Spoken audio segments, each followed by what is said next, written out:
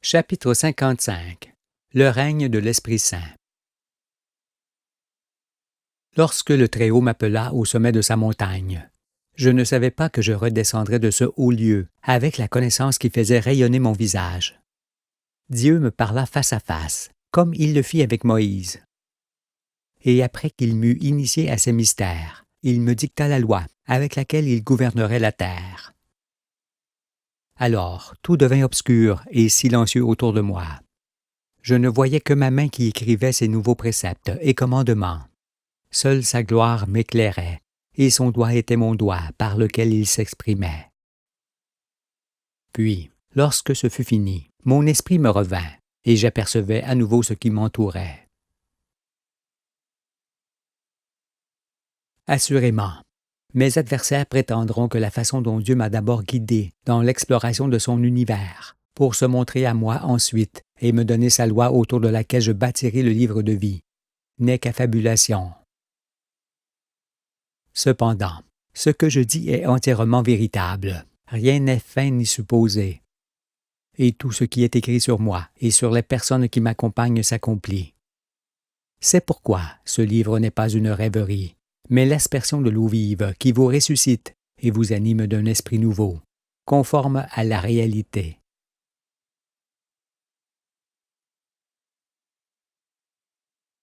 Sur la force de la loi.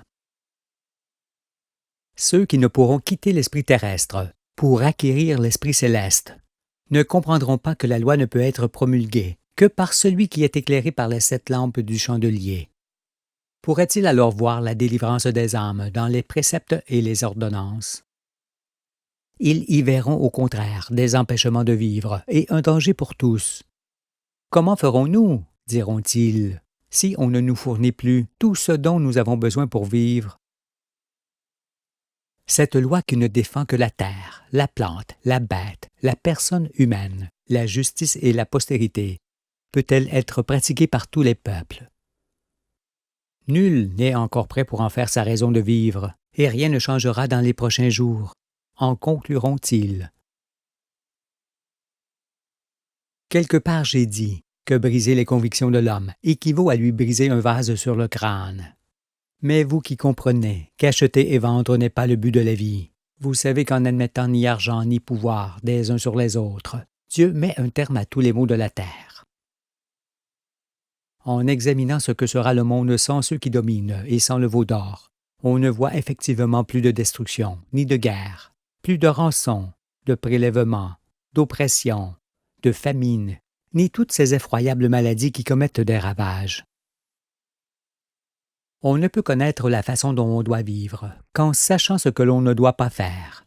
C'est aussi la raison d'être de la loi.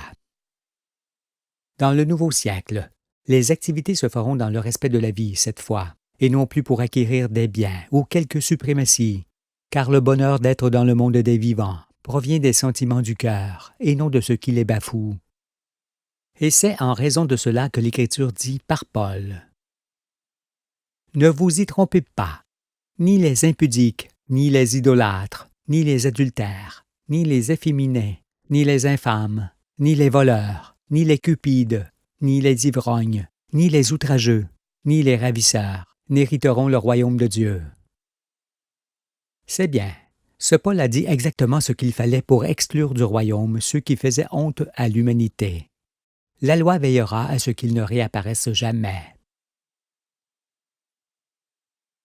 Chacun peut entendre qu'on ne peut être juste, robuste et saint d'esprit que si l'on vit en harmonie avec la nature, comme la loi le préconise.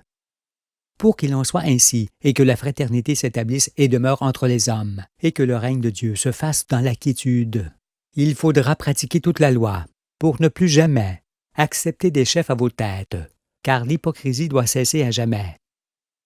Instaurer des règlements, car l'Esprit céleste administre et régit toute la création. Se confier en l'homme, car l'homme n'est que créature. Perdre sa personnalité, car chacun est partie intégrante du monde des vivants. Former des puissances, car la vie se perpétue d'elle-même. Établir des frontières pour s'y enfermer, car Dieu a créé les hommes libres. Modifier les organismes vivants, car nul n'est supérieur au Créateur. Aménager les territoires, car ils sont naturellement aménagés pour tous les êtres. Utiliser de monnaie, car l'argent est source d'injustice et de dévastation.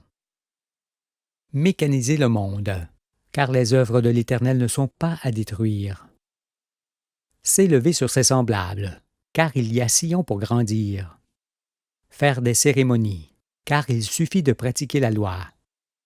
Construire des temples, car Dieu est son temple dans le ciel et dans l'homme. Abstenez-vous de ces choses indignes de l'esprit humain, parce que dans tous les mondes de l'univers et dans notre galaxie, de tels comportements ne font nullement partie des désirs et des sentiments. Je vous le dis, lorsque plus tard vos descendants se retourneront sur ce que fut le premier monde, ils ne comprendront pas que les hommes aient pu mettre leur intelligence au service d'un veau d'or qui amena la destruction et l'infamie. Vous leur expliquerez assurément, mais ils ne saisiront pas comment cela a été possible. Et pourquoi des poignées d'hommes enflés de vanité pouvaient régner sur les peuples à la place du Créateur. Le premier monde fut donc celui de la honte éternelle, qui ne disparaîtra jamais des mémoires. Aujourd'hui, Dieu ne tolère plus ni homme, ni femme ayant une quelconque autorité, car au-dessus de l'homme, il n'y a pas un autre homme, ni un groupe quelconque, il n'y a que son Créateur.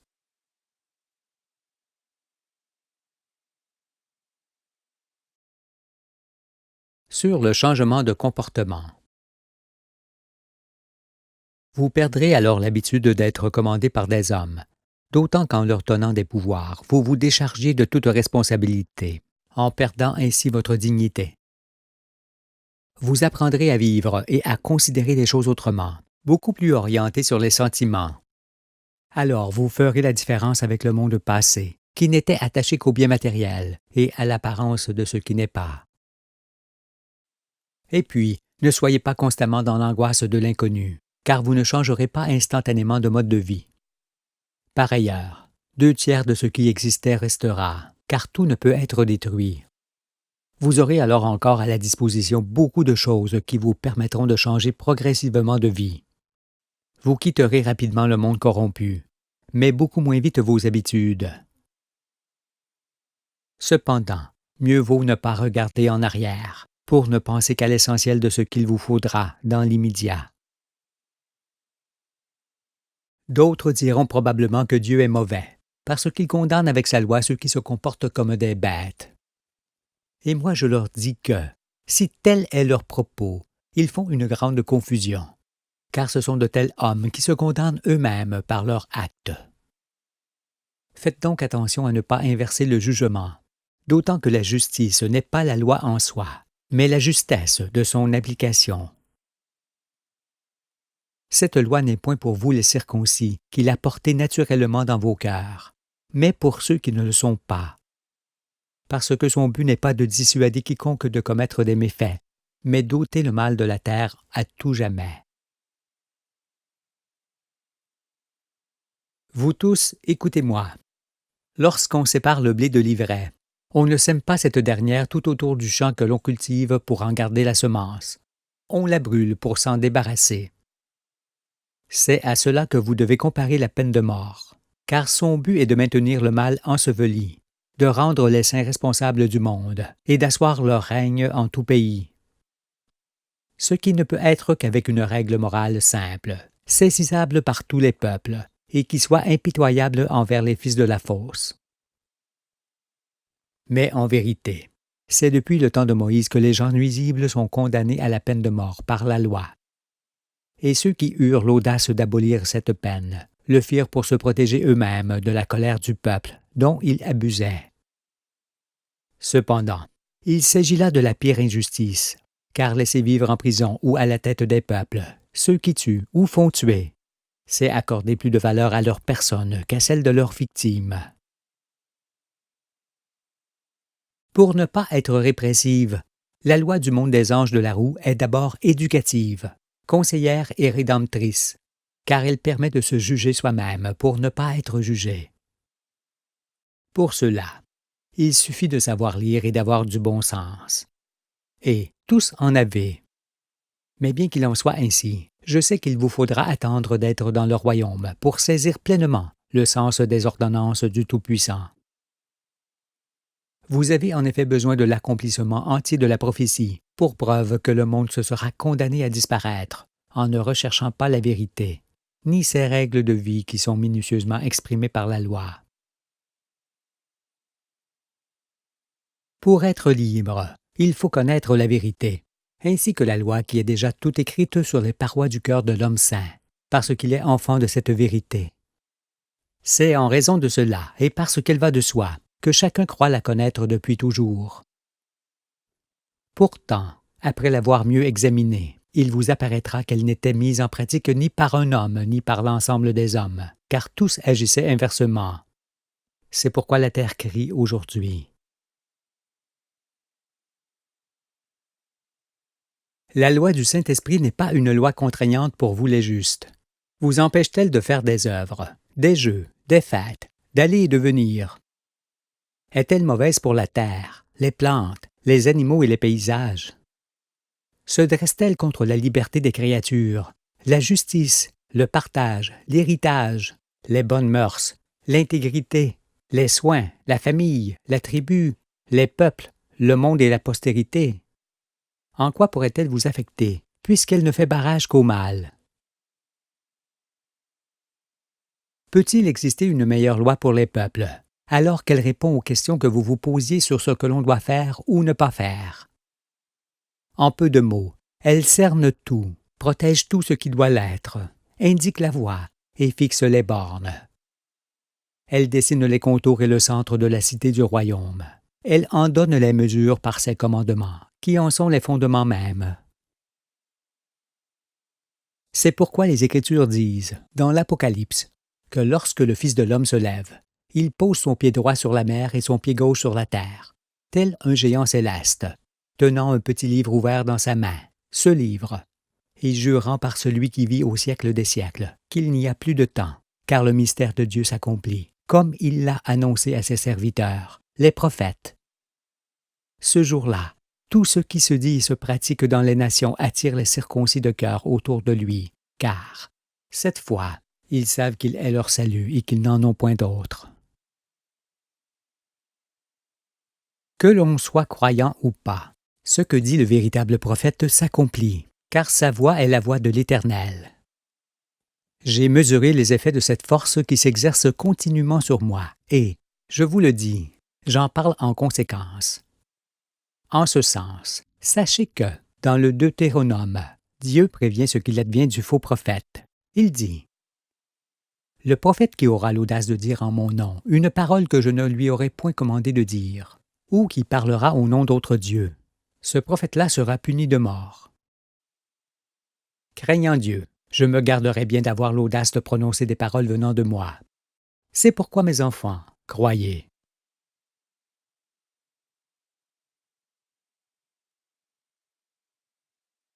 Sur le trône de Dieu.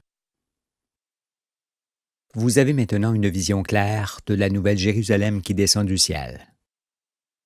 Ces trois parties qui la composent et dont on a déjà longuement parlé sont l'esprit de la loi, la réunion des familles autour d'elle formant le corps de l'Église, et le milieu nourricier dans lequel elle tirera elle-même sa subsistance.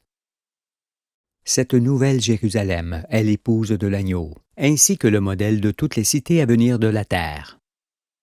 Il n'y entrera chez elle rien de souillé, ni personne qui se livre à l'abomination et au mensonge, dit l'Écriture. N'y entreront que ceux qui sont écrits dans le livre de vie de l'agneau, c'est-à-dire tous ceux qui se reconnaissent en moi et approuvent mes explications sur les choses de la vie.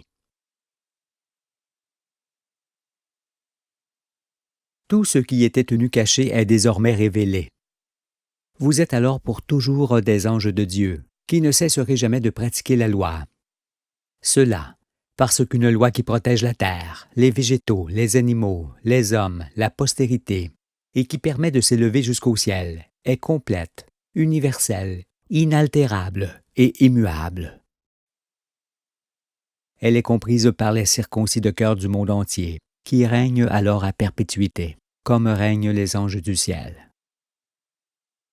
Voyez donc en elle votre délivrance, ainsi que le triomphe du bien sur le mal, pour l'éternité.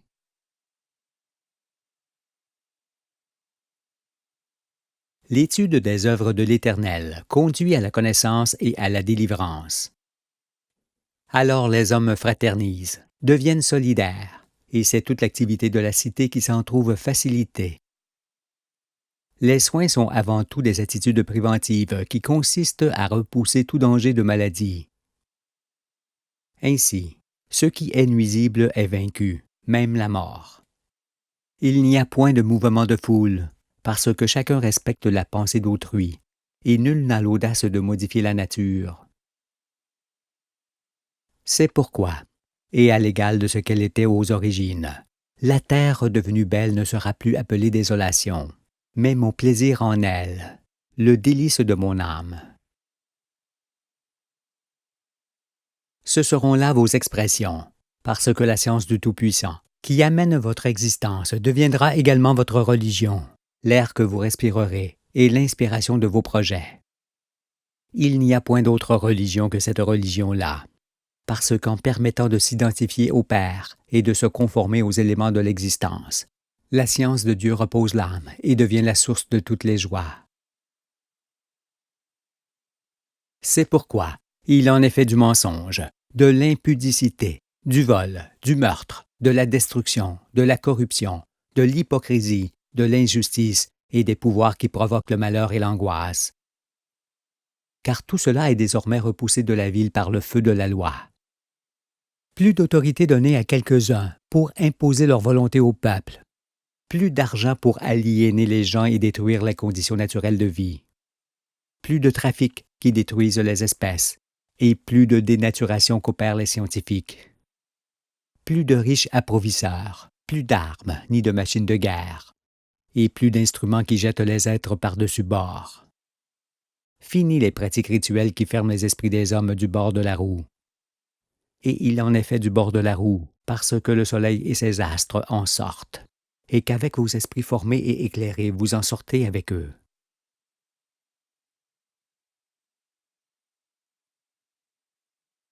Sur les sources des eaux de la vie. Dorénavant, pour servir le Fils et le Père qui l'envoie, vous ne devez parler que de l'enseignement des sources des eaux de la vie, ainsi que de l'accomplissement de la prophétie. Veillez toutefois à ne forcer qui que ce soit à vous entendre, mais ne ménagez pas vos efforts pour éclairer tous ceux de votre entourage qui désirent ardemment connaître la vérité. Pour que le grain lève, il faut d'abord le semer. Semez-le donc sans attendre pour que chacun puisse manger le produit du grain tombé, parce que rien d'autre que la vérité ne peut sauver. Moi, je vous ai invité à mon souper, et je vous ai fait manger de tous les plats, après vous avoir lavé les pieds. Après la lecture entière du livre, vous devez agir pareillement, en vous lavant les pieds les uns les autres, et en prenant conscience de ce que vous pouvez ou non enseigner à ceux qui désirent vous écouter. C'est ainsi qu'après avoir arraché la vérité des mains de Dieu, je vous l'ai transmise pour que vous la fassiez connaître à votre tour à tous ceux qui doivent garder la vie. Car grande est la moisson de la terre, alors que vous êtes peu nombreux à m'entendre vraiment.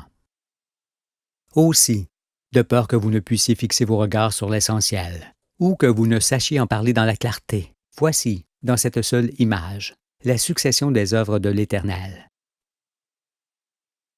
Toutes les galaxies dans les profondeurs de l'univers. Notre grande roue avec ses mondes vivants. L'ensemble des astres de la famille solaire. La terre avec la lune et ses servantes, le jardin d'Éden et l'arbre de vie, les 4 générations d'hommes, les peuples de chaque race, les tribus des peuples, les familles des tribus, Adam et Ève, l'enfant, la loi. On voit ici les 12 marches de l'univers qui descendent jusqu'à soi, et au nom que l'on porte. Souvenez-vous-en toujours en mémoire de moi, car vous n'aviez pas encore connu les 12 degrés qui amènent progressivement votre existence au bord du monde des vivants, dans lequel vous entrez en naissant. Dans l'ensemble de ces œuvres, on aperçoit que les éléments composant les choses et les êtres. Car c'est Dieu qui a créé la terre par sa puissance et fondé le monde par sa sagesse, et qui a étendu les cieux par son intelligence. Alors, quand on regarde l'ouvrage du Tout-Puissant, tout homme paraît stupide avec sa science. On voit en effet que l'enfant est toujours le fruit de ce qui le précède depuis les lointains de l'univers, et qu'en arrivant au monde, il trouve la loi de Dieu devant lui. Ne dites plus alors « D'où venons-nous? Qui sommes-nous? Où allons-nous? Comment devons-nous vivre? » Car, étant les plus grandes créatures de l'univers, vous êtes des dieux forcément. Où allez-vous et comment devez-vous vivre? L'instruction et la loi que vous portez en vous l'indiquent clairement, ainsi que le long chemin de la vie qui est désormais visible sous vos pieds.